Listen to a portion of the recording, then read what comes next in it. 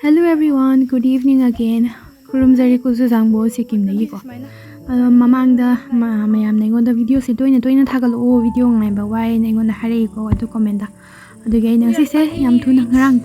Chaluraga yam thu na khoi se video edit tor gai nang si thagal ai ne ko video se ko. Adu nang si se ngrang se khoi kana chaluba mandir ama koi ba chaluba ko. Boarding su yam chu yum da lei su na tawde. Koi ba chalu se na du koi ba chalu ba ne du ge video mati amani ko.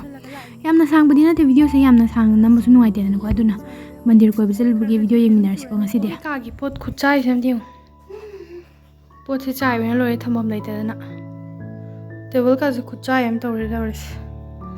sigi phak se na han mani budi porai na phak ani porai na ama si carpet na ai na ko se tu ri ja do ka se na akhoi hayeng koi ba chatoi na mandir koi ba chatlu ke yung koi na bag ama sida semdoi ne mo yam thira ma le do ka lai je big man da si ai noi dai ka se mi na mun khare do dai sona kana tum ba thare yo kan se sona kan mi thang ba mi myam mam ki ka da na dai sai da ke no myam le ram do sofa myam le ram do na lai sofa do ani se da lon chana gre ba ko do na na te sam da na gre do ga amu thoi ba si se na kan da ma phom ma le le do Yun din kaya tayo na doon so hindi mo kaya nasi pambab ni si dama kadang thamawri ko na kaya si mila ka pambab si duga kami malagar do so tumi chang ga tumi ay na hindi kadang thanam to nai ngai na dren na do na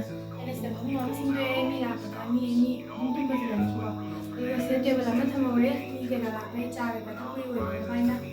duga so na ganda lain chang ga na ngai nya ma sa de thang de na ai snake plant si no re pat le ma kha da loi ne ba kan taw re le pat la kan da sam to na tu ko le ba si no pre dia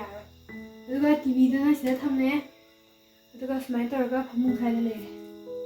smai tor ga le se le ki ka so parama le le re du kangan sin na ai na lom ba kan du da ai na manipur gi por ki ba kangan ne ba ko si se folding se khandong na do du ba ai ni si na re ba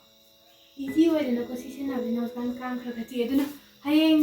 koi mandir le koi ba pa kan mi yeng si ko video do ai so room je change sabs le video se ba tem ha ke na taw ni ko na mathang mi yeng akoi ai na ngrang mandir chan ni hai ki da du gi mandir do yore ko koi se ai mic program dre ma cha do na video do lab na nam ba ta dre koi na ngang bu da tu ka manung chang gi ko si na sing dam chat ki ba gi lam bi se le to moi ni si mamang na chat li sida ai lambi se smaina turning ni ko koi matak lai ne sona kan sat ki do do man de le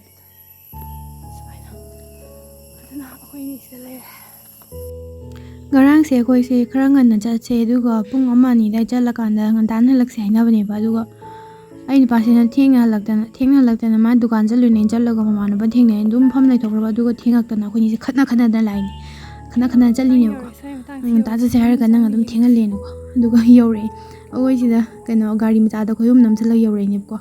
si ni ko mandir se yam kana la pa na te ko yum dai bu do du da gi kilometer ahum mari da mai rom da mal du chala kan dai do ni ko du go ine video si so ine ba nam han bane ko saw da na khana chali ni ba ko ni su ko ina nang thing hal chale horen yum halak pa thing ani na ai thing na hala di nuai te na ko cha amung thong ni ka to ai di matam te thing ni da ko du na da chala ga da halak se na to bu ne ko do asi ki mandir se ai na ihan na se lak pa do dong ler ga lak kan da koi ba si ihan na si mandir se la e ko koi ba se ko adu manung ki painting ko ma yeng sai yam phaje ba ko ade moi se painting ka tang na te moi se kano do ka he do no akoi ki life size ki oi ba chaw ba gi statue ka su mam le ba ko chaw na sar ka tham ba du manung si yeng yam nuai ba de gi magi wall ki design ko ase painting ka tori mam se yeng ba yam nuai phaje ba ko yam na adna myam na hadi sim yeng hadi manipur la ga sumaina yeng ga hadi chal koi ba chalura ga han gi bu sumam yaram mani ko ado so si se hanjan dum lai ba ko do sum pham je dum phaja bai tare manung ge sumain tawe ba ko hol je ani subani amana makha da le hore makha de thong lo lawe ba aduga si se keno gi ni ko krishna gi mandir ne aduga ma gi wari myam am ni ko si da phaklang da moina kana tawri se hadi sar ka thamba de drawing ke ka tawri myam se drawing se yam phaje ba hadi thoi ni ki la ga min na yeng ga u ba do ne phaje ba ko video gum nam se ki phone sina so me kya seng da ni na phajana su uram do man de ba ꯌꯥꯝ ꯐꯖꯕꯅꯤꯀꯣ ꯁꯤꯒꯤ painting ꯃꯌꯥꯝꯁꯦ ꯑꯗꯨꯅ ꯑꯩ ꯏꯃꯥꯟꯅꯕꯤ ꯃꯌꯥꯝ ꯑꯃ ꯅꯠꯇ꯭ꯔꯁꯨ ꯑꯩꯈꯣꯏ ꯌꯨꯝꯒꯤ ꯃꯤ ꯃꯌꯥꯝ ꯑꯃ ꯀꯣꯏꯕ ꯂꯥꯛꯀꯦ ꯍꯥꯏꯕꯗꯣ ꯂꯥꯛꯑꯗꯤ ꯁꯤꯒꯤꯗ ꯀꯣꯏꯕ ꯆꯠꯂꯨꯁꯤꯀꯣ ꯌꯥꯝ ꯀꯟꯅ ꯂꯥꯞꯇꯕꯅꯦ ꯑꯩꯈꯣꯏ ꯌꯨꯝꯗꯒꯤ ꯃꯐꯝꯁꯦ ꯌꯥꯝ ꯐꯖꯕꯅꯦꯕ ꯗ꯭ꯔꯣꯌꯤꯡ ꯀꯩꯀꯥ ꯌꯦꯡꯕꯁꯤꯁꯨ ꯌꯥꯝ ꯐꯖꯩꯌꯦꯕ ꯃꯅꯨꯡꯁꯦ ꯑꯗꯨꯒ ꯑꯌꯥꯝꯕꯅ ꯀꯩꯅꯣꯁꯦ ꯗ꯭ꯔꯣꯌꯤꯡꯒꯨꯝꯕꯁꯦ ꯁ꯭ꯋꯥꯏꯗꯗꯤ ꯕꯨꯙꯤꯁꯀꯤ ꯃꯣꯅꯥꯁꯇ꯭ꯔꯤꯒꯨꯝꯕꯗ ꯆꯠꯂꯒ ꯃꯣꯏ ꯃꯅꯨꯡꯗꯁꯨ ꯐꯖꯕ ꯄꯦꯟꯇꯤꯡ ꯃꯌꯥꯝ ꯂꯩꯌꯦꯕꯀꯣ ꯑꯗꯨ ꯑꯣꯏꯇꯥꯔꯁꯨ ꯁꯤꯅ ꯇꯣꯉꯥꯟꯕ ꯑꯃꯅꯤꯗꯅꯀꯣ ꯐꯖꯕꯗꯣ ꯈꯦꯠꯅꯩꯗꯅ ꯃꯈꯜꯗꯣ ꯑꯃꯗꯨꯁꯨ ꯐꯗꯤ ꯌꯥꯝ ꯐꯖꯩ ꯁꯨꯃꯥꯏꯅ ꯃꯅꯨꯡꯗ ꯆꯪꯉꯒ ꯌꯦꯡꯕꯁꯦꯀꯣ ꯋꯥꯔꯤꯒꯁꯦ ꯍꯥꯏꯗꯤ ꯃꯣꯏꯁꯤꯁꯦ ꯅꯦꯄꯥꯂꯤꯗ ꯏꯕꯅꯦꯕꯀꯣ ꯅꯦꯄꯥꯂꯤꯗ ꯂꯣꯏ ꯏꯔ ꯊꯝꯕꯅꯦꯕ ꯃꯥꯏ ꯕꯣꯔꯗꯇ ꯂꯩꯔꯤꯁꯦ ꯋꯥꯔꯤ ꯀꯩꯀꯥꯗꯣ ꯃꯇꯦꯛꯇꯣ ꯑꯩꯈꯣꯏꯅꯤ ꯁꯤ ꯂꯥꯏꯒꯤ ꯄ꯭ꯔꯁꯥꯗ ꯆꯥꯔꯛꯏꯅꯦꯕꯀꯣ ꯑꯗꯨꯒ ꯇꯃꯦꯡꯂꯣꯡꯗ ꯅꯍꯥꯟꯋꯥꯏ ꯂꯩꯔꯤꯉꯩꯗ ꯃꯟꯗꯤꯔ ꯆꯠꯂꯒ ꯆꯥꯕꯗꯣ ꯅꯤꯡꯁꯤꯡꯉꯦꯅ ꯑꯩꯈꯣꯏꯅꯤ ꯋꯥꯔꯤ ꯁꯥꯟꯅ ꯂꯥꯛꯏꯅꯦ ꯌꯥꯝ ꯀꯨꯏꯅꯗꯤ ꯂꯩꯔꯛꯇ꯭ꯔꯦ ꯑꯩꯈꯣꯏ ꯉꯔꯥꯡꯗꯣ ꯊꯦꯡꯉꯕꯅꯤꯅꯀꯣ ꯑꯗꯨꯝ ꯃꯅꯨꯡꯗ ꯑꯗꯨꯝ ꯆꯪꯉꯒ ꯉꯥꯛꯇꯪ ꯚꯤꯗꯤꯑꯣ ꯃꯇꯦꯛ ꯑꯃ ꯅꯝꯃꯨꯔꯁꯦ ꯑꯗꯨꯒ ꯑꯗꯨꯝ ꯍꯜꯂꯛꯑꯁꯦꯅꯀꯣ ꯑꯗꯩ ꯐꯣꯇꯣꯁꯨ ꯀꯥꯞꯄꯨꯁꯦꯅ ꯆꯠꯄꯅꯦꯕ ꯑꯩꯈꯣꯏꯈꯩꯗꯣ ꯌꯨꯝꯗ ꯁꯨꯝ ꯂꯩꯃꯟꯗꯅ ꯕꯣꯔꯤꯡ ꯆꯨꯔꯦ ꯑꯩꯈꯣꯏ ꯀꯣꯏꯕꯁꯨ ꯌꯥꯝ ꯄꯥꯛꯅ ꯆꯠꯇ꯭ꯔꯦꯕꯀꯣ ꯑꯗꯨꯅ ꯕꯣꯔꯤꯡ ꯆꯨꯔꯦꯅ ꯑꯗꯨꯒ ꯀꯩꯅꯣꯁꯦ ꯃꯐꯝꯁꯦ ꯀꯩꯅꯣ ꯅꯥꯝꯐꯤꯡ ꯀꯧꯋꯦꯕꯀꯣ ꯁꯤꯒꯤ ꯖꯒꯥꯁꯦꯀꯣ ꯑꯗꯨꯅ ꯌꯥꯝ ꯀꯟꯅ ꯂꯥꯞꯄ ꯅꯠꯇꯦ ꯑꯗꯒꯤ ꯃꯐꯝꯁꯤꯁꯨ ꯀꯩ ꯍꯥꯏꯗꯣꯏꯅꯣ ꯌꯨꯝꯗꯒꯤ ꯉꯥꯛꯇꯪꯒ ꯊꯣꯛꯂꯛꯑꯒ ꯑꯗꯨꯝ ꯉꯥꯛꯇꯪꯒꯤ ꯕꯣꯔꯤꯡ ꯆꯨꯕꯒꯤ ꯀꯣꯏꯊꯣꯛꯄ ꯃꯐꯝꯗꯣ ꯑꯗꯨꯝ ꯅꯨꯡꯉꯥꯏꯕ ꯃꯐꯝꯅꯦꯕ ꯑꯗꯣ ꯃꯟꯗꯤꯔꯁꯤꯁꯨ ꯑꯗꯨꯝ ꯍꯥꯡꯉꯒ ꯂꯩꯕꯅꯤꯀꯣ ꯑꯗꯨꯅ ꯑꯗꯨꯝ ꯍꯥꯏꯗꯤ ꯃꯇꯝ ꯑꯃꯗ ꯍꯦꯛꯇ ꯂꯥꯛꯑꯒ ꯑꯗꯨꯝ ꯆꯪꯉꯒ ꯌꯦꯡ ꯌꯥꯕꯅꯦꯕ ꯑꯩꯈꯣꯏ ꯃꯊꯪꯒꯤ ꯚꯤꯗꯤꯑꯣꯗ ꯑꯩꯈꯣꯏꯁꯦ ꯕꯖꯥꯔ ꯆꯠꯂꯨꯁꯤꯔꯥ ꯅꯠꯇ꯭ꯔꯒꯅ ꯑꯩꯈꯣꯏꯁꯦ ꯀꯣꯏꯕ ꯍꯥꯟꯅ ꯆꯠꯂꯨꯁꯤꯔꯥ ꯈꯪꯗ꯭ꯔꯤꯕꯀꯣ ꯑꯗꯨꯅ ꯑꯗꯨꯝ ꯍꯥꯏꯗꯤ ꯚꯤꯗꯤꯑꯣ ꯁꯨꯝ ꯊꯥꯒꯠꯂꯛꯀꯦꯀꯣ ꯃꯌꯥꯝꯅ ꯑꯗꯨꯝ ꯚꯤꯗꯤꯑꯣꯁꯤꯡꯗꯣ ꯑꯗꯨꯝ ꯌꯦꯡꯕꯤꯌꯣ ꯍꯧꯖꯤꯛꯀꯥꯟꯁꯦ ꯋꯦꯗꯔꯁꯤꯁꯨ ꯇꯝꯕ ꯉꯝꯗꯕꯅꯤꯅꯀꯣ ꯑꯩꯈꯣꯏꯗꯣ ꯈꯤꯇꯪ ꯉꯟꯅ ꯌꯨꯝ ꯍꯜꯍꯧꯗ ꯇꯥꯔꯗꯤ ꯅꯨꯡꯗꯥꯡ ꯋꯥꯏꯔꯝꯗꯤ ꯍꯦꯛꯇ ꯅꯣꯡ ꯇꯥꯁꯜꯂꯛꯑꯦꯕꯀꯣ ꯅꯨꯡꯊꯤꯟꯒꯨꯝꯕꯁꯦ ꯁꯥꯔꯀꯥꯟꯗ ꯑꯗꯣ ꯃꯅꯤꯄꯨꯔꯗ ꯍꯧꯖꯤꯛꯁꯦ ꯌꯥꯝ ꯁꯥꯔꯤ ꯍꯥꯏ ꯑꯗꯣ ꯁꯤꯗꯗꯤ ꯌꯥꯝ ꯀꯟꯅ ꯁꯥꯗ꯭ꯔꯦꯀꯣ ꯍꯥꯏꯗꯤ ꯌꯥꯝ ꯀꯟꯅ ꯁꯥꯕ ꯑꯣꯏꯗ꯭ꯔꯦꯕ ꯁꯤꯗꯗꯤ ꯑꯗꯨꯝ ꯏꯪꯉꯦꯕ ꯑꯗꯨꯝ ꯖꯦꯀꯦꯠꯀꯨꯝꯕ ꯂꯤꯠꯂꯒ ꯅꯨꯡꯗꯥꯡꯁꯨ ꯑꯗꯨꯝ ꯏꯪꯉꯦꯕꯀꯣ ꯍꯧꯖꯤꯛꯀꯥꯟꯁꯦ ꯅꯨꯡꯉꯥꯏ ꯑꯣꯟꯁꯜꯂꯛꯑꯣ ꯌꯥꯔꯣꯏ ꯁꯤꯃꯒꯤꯗꯤ ꯁꯤꯁꯦ ꯀ꯭ꯔꯤꯁꯅꯅ ꯆꯤꯡ ꯊꯥꯔꯀꯥꯟꯗ ꯅꯣꯡ ꯇꯥꯔꯀꯥꯟꯗ ꯃꯤ ꯃꯌꯥꯝ ꯂꯩꯍꯟꯕꯗꯣ ꯁꯤꯅꯤꯀꯣ ꯀꯟꯗꯤꯁꯟꯁꯦ ꯐꯤꯕꯝꯁꯦ ꯃꯇꯧꯁꯦ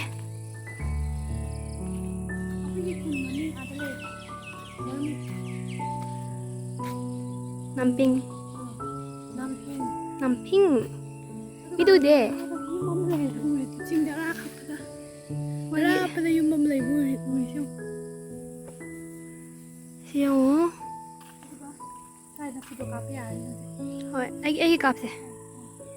everywhere is Lord Krishna oh my god ꯁꯤꯒꯤ ꯗꯤꯇꯦꯜꯁꯦ ꯐꯖꯩꯌꯦ ꯎꯔꯨꯗꯤ ꯉꯁꯥꯏꯒꯤ ꯔꯣꯁꯁꯤꯡꯁꯦ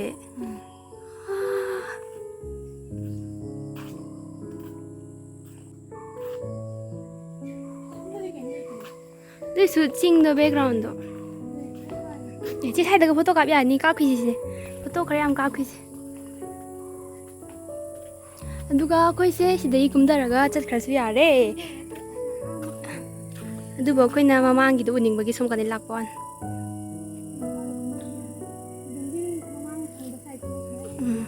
ꯁꯣꯔꯣꯛ ꯂꯣꯝꯗꯩ ꯂꯥꯛꯄꯒꯤ ꯕꯤꯜꯗꯤꯡ ꯆꯤꯡꯗ ꯅꯞꯄꯒ ꯁꯥꯕꯒꯤ ꯁ꯭ꯋꯥꯏꯒꯤ ꯃꯃꯥꯏꯀꯩꯁꯤꯅ ꯁꯨꯃꯥꯏꯅ ꯎꯔꯦ ꯑꯗꯨꯒ ꯁꯨꯃꯥꯏꯅꯅꯤ ꯂꯩꯔꯤꯁꯦ ꯒꯥꯔꯤ ꯑꯆꯧꯕ ꯄꯨꯔꯛꯇꯕꯒꯤ ꯒꯥꯔꯤ ꯃꯆꯥꯗ ꯑꯩꯈꯣꯏ ꯌꯨꯝ ꯅꯝꯁꯤꯜꯂꯒ ꯂꯥꯛꯏꯅꯤꯀꯣ ꯑꯗꯨꯗꯨꯒ ꯁꯤꯒꯤ ꯇꯧꯕ ꯑꯩꯒꯤ ꯂꯥꯏꯕꯛꯁꯦ ꯆꯨꯔꯤꯕ ꯌꯦꯡꯉꯣ ꯈꯔ ꯆꯨꯔꯤ ꯑꯗꯨꯝ ꯆꯨꯔꯅꯤ ꯀꯣꯔꯣꯏ ꯑꯩꯈꯣꯏ ꯌꯨꯝ ꯅꯝꯁꯤꯜꯂꯒ ꯂꯥꯛꯏ ꯁꯤꯅ ꯃꯄꯥꯟꯒꯤ ꯀꯩꯅꯣꯅꯤꯀꯣ ꯇꯩꯊꯣꯛꯈꯤꯕꯗ ꯈꯤꯇꯪ ꯔꯤꯒ꯭ꯔꯦꯠ ꯑꯃ ꯆꯥꯏ ꯍꯥꯏꯗꯤ ꯂꯥꯏꯅ ꯇꯩꯁꯜꯂꯛꯑꯒ ꯑꯩꯅ ꯆꯥꯎꯔꯣꯏ ꯀꯩꯁꯨꯝꯇ ꯂꯝꯕꯤꯅꯤ ꯁꯤ ꯃꯈꯥꯒꯤꯁꯤꯅ ꯃꯣꯏꯅ ꯍꯥꯏꯒꯠꯂꯛꯄ ꯆꯤꯡ ꯉꯥꯛꯇꯅꯦ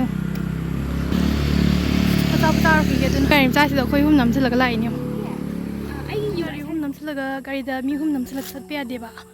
ꯑꯗꯨꯅ ꯑꯩꯈꯣꯏꯁꯦ ꯃꯇꯦꯛ ꯑꯃ ꯈꯣꯡꯗ ꯂꯥꯛꯑꯦ ꯑꯗꯨꯒ ꯃꯇꯦꯛ ꯑꯃ ꯃꯥꯅ ꯒꯥꯔꯤ ꯊꯧꯗꯣꯔꯛꯑꯦ ꯑꯗꯨꯒ ꯑꯩꯈꯣꯏ ꯌꯨꯝ ꯅꯝꯁꯤꯜꯂꯒ ꯑꯃꯨꯛ ꯂꯥꯛꯏꯅꯦ ꯍꯟꯈꯤꯕꯗꯁꯨ ꯑꯃꯨꯛ ꯃꯇꯦꯛ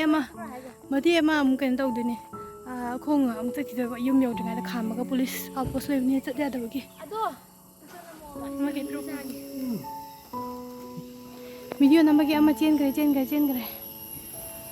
ꯍꯨꯏ ꯃꯔꯥꯡ ꯀꯥꯏꯈ꯭ꯔꯕ ꯌꯦꯡꯉꯨ ꯁ꯭ꯋꯥꯏꯗ ꯍꯨꯏ ꯑꯃꯁꯨ ꯂꯩꯔꯦ ꯆꯥ ꯊꯛꯎꯁꯦꯅ ꯂꯥꯛꯏꯅꯦ ꯁꯤꯗ ꯂꯣꯀꯦꯜꯒꯤ ꯑꯣꯏꯕ ꯌꯨꯝꯗ ꯀꯩꯀꯩ ꯄꯣꯠ ꯆꯩ ꯌꯣꯟꯕ ꯃꯌꯥꯝꯗꯣ ꯍꯥꯏꯗꯤ ꯐꯪꯕ ꯃꯌꯥꯝꯗꯣ ꯁꯤꯗ ꯂꯣꯏ ꯄꯨꯊꯣꯔꯛꯒ ꯌꯣꯜꯂꯦ ꯁꯨꯝ ꯁ꯭ꯋꯥꯏꯗꯒꯤ ꯉꯥꯛꯇꯅꯤꯀꯣ ꯈꯨꯟꯒꯤ ꯉꯥꯛꯇꯅꯤꯀꯣ ꯄꯣꯠ ꯆꯩ ꯀꯩꯁꯦ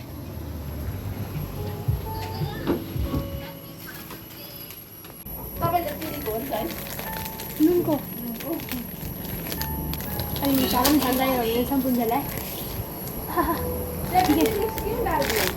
ꯌꯥꯒꯗꯤ ꯆꯤꯛ ꯂꯥꯎ हाँ वो कुल्फी दा और ये दोनों का आइसक्रीम यहाँ लेके आओ ना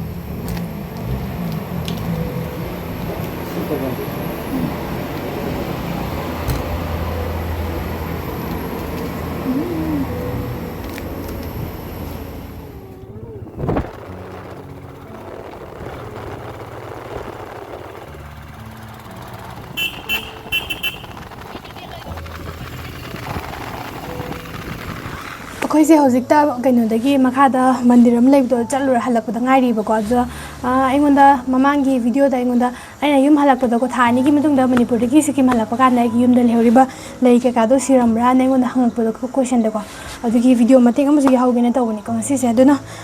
ꯂꯩꯁꯤꯡꯁꯦ ꯑꯌꯥꯝꯕꯅ ꯑꯩꯅ ꯃꯄꯥꯟꯗ ꯊꯝꯕꯈꯩꯁꯤꯗꯤ ꯀꯩꯝ ꯇꯧꯔꯝꯗꯦꯕꯀꯣ ꯑꯗꯨꯒ ꯏꯃꯨꯡꯗ ꯑꯩꯅ ꯑꯩꯒꯤ ꯀꯥꯗꯒꯨꯝꯕ ꯑꯗꯒꯤ ꯏꯃꯨꯡꯗ ꯑꯇꯣꯞꯄ ꯔꯨꯝ ꯑꯇꯩꯗ ꯊꯝꯃꯝꯕ ꯑꯗꯨꯈꯩꯗꯤ ꯈꯔ ꯄꯠꯂꯝꯃꯦꯕꯀꯣ ꯃꯔꯥꯁꯦꯀꯣ ꯑꯗꯨ ꯅꯠꯇꯕ ꯑꯇꯩꯒꯩꯗꯤ ꯀꯩꯝ ꯇꯧꯔꯝꯗꯦꯀꯣ ꯁꯤꯒꯨꯝꯕ ꯀꯥꯁꯦ ꯌꯦꯡꯉꯨꯁꯦ ꯈꯨꯠꯆꯥꯎ ꯑꯃ ꯇꯧ ꯂꯩꯔꯝꯃꯤꯁꯦ ꯌꯦꯡꯉꯨꯁꯦ ꯁꯤꯁꯦ ꯃꯃꯥꯡꯗ ꯑꯩꯅ ꯂꯣꯏꯅꯃꯛ ꯍꯥꯏꯗꯤ ꯇꯪꯈꯥꯏ ꯑꯃ ꯈꯥꯏꯗꯣꯛꯑꯒ ꯑꯃꯗ ꯁꯨꯝ ꯊꯥꯈ꯭ꯔꯕꯅꯦꯕꯀꯣ ꯑꯗꯨꯁꯨ ꯑꯗꯨꯝ ꯆꯥꯎ ꯂꯩꯔꯝꯃꯦꯕꯀꯣ ꯑꯗꯨꯒ ꯁꯤꯁꯨ ꯃꯌꯥꯝ ꯍꯧꯔꯝꯃꯤ ꯌꯦꯡꯉꯨ ꯑꯗꯨ ꯅꯠꯇꯕ ꯁꯤ ꯃꯈꯥꯗꯒ ꯍꯧꯔꯤꯁꯦ ꯌꯦꯡꯉꯨ ꯂꯩꯇꯪ ꯎꯍꯜꯂꯣꯀꯣ ꯍꯧꯖꯤꯛꯅ ꯃꯈꯥꯗ ꯅꯛꯁꯜꯂꯣ ꯁꯨꯃꯥꯏꯅ ꯇꯧꯕ ꯀꯩꯅꯣꯈꯩꯁꯦ ꯌꯦꯡꯉꯨ ꯁꯤꯡꯒꯣꯅꯤꯌꯝ ꯄꯥꯝꯕꯤꯗꯨꯅꯦꯕꯀꯣ ꯁꯤꯁꯨꯀꯣ ꯃꯅꯥꯒꯁꯦ ꯈꯨꯠꯆꯥꯎ ꯑꯃ ꯇꯧ ꯂꯩꯔꯝꯃꯦ ꯌꯦꯡꯉꯨ ꯁꯨꯃꯥꯏꯅ ꯑꯗꯒꯤ ꯁꯤꯁꯨ ꯁꯀꯨꯂꯦꯟ ꯄꯥꯝꯕꯤꯈꯩꯁꯨ ꯁꯨꯃꯥꯏꯅ ꯂꯣꯏꯅ ꯇꯧ ꯂꯩꯔꯝꯃꯦ ꯆꯥꯎꯔꯝꯃꯦꯀꯣ ꯂꯣꯏꯅꯃꯛ ꯁꯤꯗꯁꯨ ꯂꯩꯔꯤꯗꯣ ꯁꯤꯡꯒꯣꯅꯤꯌꯝ ꯄꯥꯝꯕꯤꯁꯦ ꯌꯥꯝ ꯆꯥꯎ ꯂꯩꯔꯝꯃꯦꯀꯣ ꯁꯤꯁꯦ ꯐ꯭ꯂꯥꯋꯔ ꯄꯣꯠꯁꯦ ꯑꯃꯨꯛ ꯍꯟꯅ ꯔꯤꯄꯣꯔꯠ ꯇꯧꯗ꯭ꯔꯗꯤ ꯌꯥꯔꯔꯣꯏꯀꯣ ꯃꯌꯥꯝꯁꯦ ꯂꯣꯏꯅꯃꯛ ꯁꯤꯗꯁꯨ ꯂꯩꯔꯤꯗꯣ ꯁꯤꯡꯒꯣꯅꯤꯌꯝꯁꯦ ꯏꯃꯨꯡꯗ ꯊꯝꯃꯝꯕ ꯀꯥꯡꯕꯨꯈꯩꯗꯤ ꯂꯣꯏꯅ ꯃꯅꯥꯁꯦ ꯄꯤꯛꯁꯜꯂꯒꯅꯤ ꯂꯣꯏꯅ ꯇꯤꯟ ꯆꯥ ꯂꯩꯔꯝꯃꯦꯕꯀꯣ ꯑꯗꯨ ꯁꯨꯃꯥꯏꯅ ꯃꯄꯥꯟꯗ ꯑꯩꯅ ꯊꯝꯃꯝꯕ ꯀꯥꯡꯕꯨꯈꯩꯁꯦ ꯁꯨꯃꯥꯏꯅ ꯈꯔ ꯆꯥꯎꯊꯣꯛꯑꯝꯃꯦꯕꯀꯣ ꯑꯗꯨꯒ ꯂꯩ ꯑꯇꯩꯈꯩꯁꯤꯁꯨ ꯁꯨꯃꯥꯏꯅ ꯂꯩꯔꯤꯀꯣ ꯑꯗꯣ ꯑꯌꯥꯝꯕꯅꯗꯤ ꯀꯩꯁꯨꯝꯗꯤ ꯇꯧꯗ꯭ꯔꯦꯗ ꯂꯩꯈꯩ ꯀꯩꯁꯨꯝꯇ ꯍꯥꯏꯗꯤ ꯄꯠꯂꯝꯕ ꯈꯣꯠꯂꯝꯕ ꯌꯥꯎꯗꯦꯕꯀꯣ ꯑꯗꯨꯒ ꯁꯨꯃꯥꯏꯅ ꯒꯝꯂꯥꯗ ꯊꯥꯗꯣꯛꯑꯝꯕ ꯁꯤꯒꯨꯝꯕꯗꯤ ꯈꯔ ꯄꯠꯂꯝꯃꯤ ꯂꯩꯁꯦ 이싱 헨만베라 ꯀꯩꯅꯣ ꯈꯪꯗꯦ ꯌꯥꯝ ꯄꯠ ꯂꯩꯔꯝꯃꯦꯕꯀꯣ ꯑꯇꯩꯒꯤꯗꯤ ꯀꯩꯝ ꯄꯠꯂꯝꯗꯦ ꯁꯤ ꯌꯦꯡꯉꯨ ꯂꯥꯛꯑꯣꯅꯦ ꯁꯤꯗ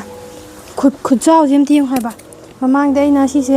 ꯔꯤꯄꯣꯔꯠ ꯇꯧꯈꯤꯕ ꯀꯥꯟꯗ ꯑꯩꯅ ꯎꯠꯈꯤꯕꯗꯨꯅꯦꯕꯀꯣ ꯁꯤꯁꯦ ꯂꯣꯏ ꯁꯟꯗꯣꯛ ꯂꯩꯔꯝꯃꯤ ꯂꯣꯏ ꯆꯥꯎꯔꯝꯃꯤ ꯌꯦꯡꯉꯨꯁꯦ ꯑꯗꯣ ꯁꯤꯁꯦ ꯑꯃꯨꯛ ꯀꯃꯥꯏꯅ ꯇꯧꯔꯒ ꯍꯧꯖꯤꯛꯁꯦ ꯔꯤꯄꯣꯔꯠ ꯇꯧꯗꯣꯏꯅꯣ ꯈꯪꯗ꯭ꯔꯦꯀꯣ ꯑꯩꯁꯦ ꯍꯦꯛ ꯊꯦꯡꯉꯨꯕꯗ ꯁꯤꯁꯦ ꯂꯣꯏꯅ ꯄꯨꯡꯇꯦꯛ ꯇꯦꯛꯈ꯭ꯔꯅꯦꯕꯀꯣ ꯑꯗꯨꯅ ꯁꯤꯒꯤ ꯖꯦꯔꯦꯅꯤꯌꯝ ꯄꯥꯝꯕꯤꯁꯤꯁꯨ ꯑꯩꯅ ꯀꯨꯏꯗ꯭ꯔꯤꯕꯀꯣ ꯁꯨꯃꯥꯏꯅ ꯃꯁꯥ ꯀꯛꯊꯠꯈꯤꯕꯁꯦ ꯆꯥꯎꯔꯒ ꯁꯤꯃꯨ ꯋꯥꯡꯅ ꯂꯣꯏ ꯂꯩꯔꯝꯃꯦꯕꯀꯣ ꯑꯗꯣ ꯑꯩꯅ ꯃꯁꯥ ꯂꯣꯏ ꯀꯛꯊꯠꯈ꯭ꯔꯕꯅꯤꯀꯣ ꯍꯧꯖꯤꯛꯁꯦ ꯑꯗꯨꯒ ꯀꯛꯊꯠꯈꯤꯕ ꯃꯁꯥꯗꯨꯗꯒꯤ ꯑꯃꯨꯛ ꯊꯥꯕ ꯌꯥꯏꯗꯅꯀꯣ ꯃꯥꯗꯤ ꯑꯗꯨꯅ ꯃꯁꯥꯗꯒꯤ ꯑꯃꯨꯛ ꯊꯥꯔꯒꯦ ꯑꯗꯨꯒ ꯂꯩꯒꯁꯦ ꯐꯖꯅ ꯌꯦꯡꯕ ꯁꯪꯗ꯭ꯔꯦꯗ ꯍꯧꯖꯤꯛꯀꯥꯟꯁꯦ ꯑꯗꯨꯅ ꯁꯤꯈꯩꯅꯤꯀꯣ ꯀꯩꯁꯨꯝ ꯁꯤꯔꯝꯗ꯭ꯔꯦꯀꯣ ꯂꯩꯒꯩꯁꯦ ꯁꯤꯁꯦ ꯑꯥꯏꯕꯤꯗꯨꯅꯦꯕꯀꯣ ꯁꯤꯁꯦ ꯏꯪꯂꯤꯁ ꯑꯥꯏꯕꯤ ꯍꯥꯏꯕꯗꯣꯀꯣ ꯑꯩꯅ ꯃꯤ ꯑꯃꯅ ꯑꯩꯉꯣꯟꯗ ꯒꯤꯐ ꯄꯤꯔꯛꯄꯗꯒꯤ ꯑꯩꯅ ꯁꯤꯁꯦ ꯁꯟꯗꯣꯛꯑꯒ ꯊꯥꯈꯤꯕꯅꯦꯕꯀꯣ ꯑꯗꯣ ꯌꯨꯝ ꯍꯜꯂꯛꯄꯗ ꯌꯦꯡꯉꯨꯅꯦ ꯈꯨꯠꯆꯥꯎ ꯑꯃ ꯇꯧ ꯂꯩꯔꯝꯃꯦ ꯌꯦꯡꯉꯨ ꯁꯤꯁꯦ ꯌꯥꯝ ꯆꯥꯎ ꯂꯩꯔꯝꯃꯦꯀꯣ ꯑꯗꯣ ꯁꯤꯁꯨ ꯃꯔꯥ ꯀꯗꯥꯏꯗꯒꯤ ꯇꯥꯗꯣꯏꯅꯣ ꯀꯩꯗ ꯊꯤꯗꯣꯏꯅꯣ ꯈꯪꯕ ꯉꯝꯃꯔꯣꯏ ꯑꯗꯨꯅ ꯁꯨꯃꯥꯏꯅ ꯑꯗꯨꯝ ꯊꯝꯗ꯭ꯔꯗꯤ ꯌꯥꯔꯣꯏꯕꯀꯣ ꯍꯦꯛ ꯁꯟꯗꯣꯛꯄꯒꯤ ꯔꯤꯄꯣꯔꯠ ꯍꯦꯛ ꯇꯧꯔꯨꯕꯗ ꯂꯣꯏ ꯇꯦꯛꯈ꯭ꯔꯅꯤꯀꯣ ꯁꯤꯁꯨ ꯑꯗꯨꯒ ꯁꯤꯒꯨꯝꯕꯁꯦ ꯁꯤꯁꯦ ꯀꯩ ꯃꯃꯤꯡ ꯀꯧꯕꯅꯣ ꯈꯪꯗꯦꯀꯣ ꯁꯤꯔꯝꯗꯦꯗ ꯑꯗꯨꯝ ꯄꯣꯠ ꯆꯩ ꯀꯩ ꯊꯥꯕ ꯃꯌꯥꯝꯗꯤꯀꯣ ꯁ꯭ꯅꯦꯛ ꯄ꯭ꯂꯥꯟꯠꯀꯁꯦ ꯑꯃꯨꯛ ꯂꯣꯏ ꯁꯟꯗꯣꯛ ꯂꯩꯔꯝꯃꯤ ꯁꯤ ꯃꯌꯥꯝꯁꯦ ꯂꯣꯏꯅꯕ ꯔꯤꯄꯣꯔꯠ ꯇꯧꯗ꯭ꯔꯗꯤ ꯌꯥꯔꯔꯣꯏ ꯑꯗꯨꯅ ꯔꯤꯄꯣꯔꯠ ꯇꯧꯕꯒꯤ ꯐ꯭ꯂꯥꯋꯔ ꯄꯣꯠ ꯃꯌꯥꯝ ꯑꯃꯁꯨ ꯂꯩꯇ꯭ꯔꯤ ꯑꯩꯉꯣꯟꯗ ꯍꯧꯖꯤꯛ ꯂꯩꯗ꯭ꯔꯁꯨ ꯌꯥꯔꯔꯣꯏ ꯑꯗꯨꯅ ꯔꯤꯄꯣꯔꯠ ꯇꯧꯕꯒꯤ ꯍꯧꯖꯤꯛ ꯐꯥꯎꯒꯤ ꯑꯣꯏꯅꯗꯤ ꯇꯧꯈꯤꯔꯣꯏꯒꯦꯀꯣ ꯑꯗꯨꯅ ꯀꯣꯏꯕꯁꯨ ꯆꯠꯂꯨꯔꯦ ꯁꯤꯗꯒꯤ ꯍꯦꯟꯅꯁꯨ ꯌꯦꯡꯍꯟꯅꯤꯡꯉꯥꯏ ꯂꯩꯇ꯭ꯔꯦ ꯑꯗꯨꯅ ꯚꯤꯗꯤꯑꯣꯁꯦ ꯁ꯭ꯋꯥꯏꯗ ꯂꯣꯏꯁꯤꯜꯂꯁꯦ ꯑꯗꯨꯒ ꯑꯩꯁꯦ Q&A ꯇꯧꯒꯦꯅ ꯇꯧꯕꯅꯦꯕꯀꯣ ꯍꯟꯗꯛ ꯃꯊꯪꯒꯤ ꯅꯦꯛꯁ ꯚꯤꯗꯤꯑꯣꯗꯀꯣ ꯑꯗꯣ